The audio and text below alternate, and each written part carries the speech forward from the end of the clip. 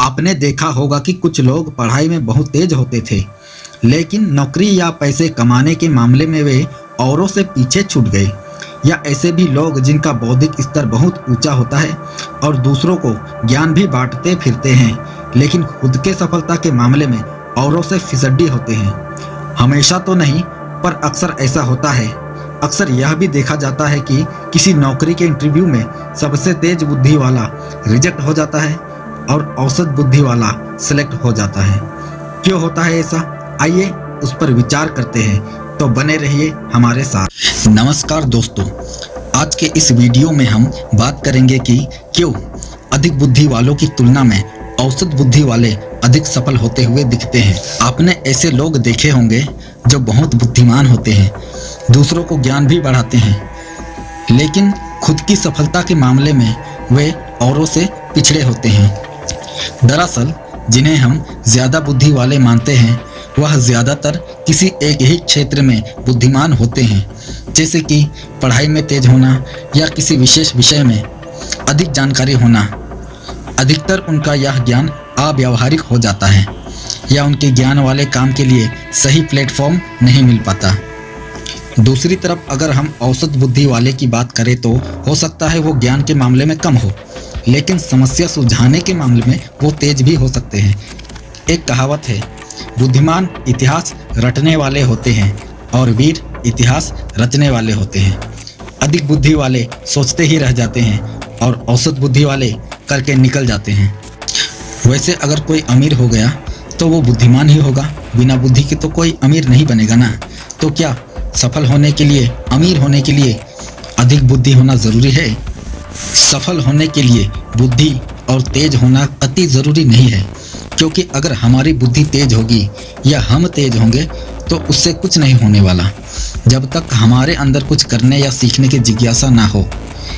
इसीलिए अगर आप अमीर और सफल होना चाहते हैं तो हमेशा जिज्ञासु रहे और हमेशा अपने सपनों के प्रति कुछ ना कुछ करते रहें, क्योंकि आपके द्वारा किए गए प्रयास की आपको सफल बनाएगी। बिना प्रयास के तेज बुद्धि वाला होना किसी काम का नहीं। कई बार अधिक बुद्धिमान वालों की तुलना में औसत और कम बुद्धि वाले सफल हो जाते हैं। इसके कारण को आइए समझते हैं। बुद्धिमान वालों की बुद्धि किसी एक या दो विषयों में ही औसत से अधिक होती है और बाकी के विषयों में वे अधिकतर औसत से नीचे ही होते हैं। तेज बुद्धि वालों का व्यवहारिक ज्ञान बहुत कम होता है, तो जब आप सभी विषयों का औसत निकालते हैं तो तेज बुद्धि वाले उस औसत के खेल में जीत नहीं पाते और औसत बुद्धि वालों से पीछे रह जाते हैं। औसत बुद्धि वाले औसत अपेक्षा रखते हैं और तेज बुद्धि 100% की कोशिश में या तो सही अवसर का इंतजार करते हैं या समय पे कुछ कर भी ले तो 50% पहुंचने से पहले ही उनकी यह चुनाव कितना सही था, कितना गलत था, इस सवाल को दुरुस्त करने में लगते हैं या जवाब को दुरुस्त करने में अपनी पूरी ऊर्जा को लगा देते हैं। और अगर वे 99% तक कर भी ले तो बचा हुआ 1% नहीं होने पर अपने आप को ग्लानि में डुबोता है। यह सब तो मन घड़ंत ठीक, लेकिन वास्तविक में तेज बुद्धि वाले दिखते कितने भी असफल हो, लेकिन उनकी असफलता भी गौरव एवं सफलता से भी ज़्यादा महत्व रखती है। बीरबल का चरित्र का उदाहरण सबके सामने है। औसत बुद्धि वाले लोग किसी भी काम को करने में संकोच नहीं करते, तुरंत शुरू कर देते हैं, क्योंकि उन लोगों के पास अधिक ऑप्शन नहीं होता है।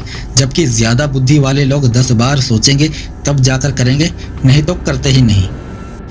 औसत बुद्धि वाले किसी काम को ज़्यादा सोचते नहीं, वे करते हैं और लगातार काम करते हैं तो उन्हें बहुत ज़्यादा सफलता मिल जाती है। ये लोग हमेशा एक ही चीज़ में लगे रहते हैं जिनमें फंस जाते हैं। बुद्धिमान लोग किसी विशेष काम में लगे रहते हैं, जैसे कि सरकारी नौकरी की तैयारी में। ये लोग अपना पूरा समय एक ही काम करने में बर्बाद कर देते हैं। ये कड़वी हकीकत है, लेकिन इसका मतलब यह नहीं है कि अधिक बुद्धि वाले किसी काम में सफल नहीं होते। जिसे काम करना नहीं आता उसे काम कराना अच्छे से आता है। इस सिद्धांत के साथ वह किसी भी फील्ड के मालिक भी बन सकते हैं।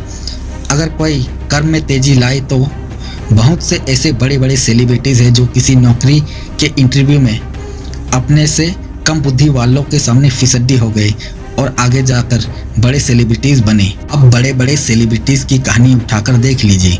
शुरुआत में अभी छोटे छोटे जॉब पाने में भी ये लोग असफल हो गए थे।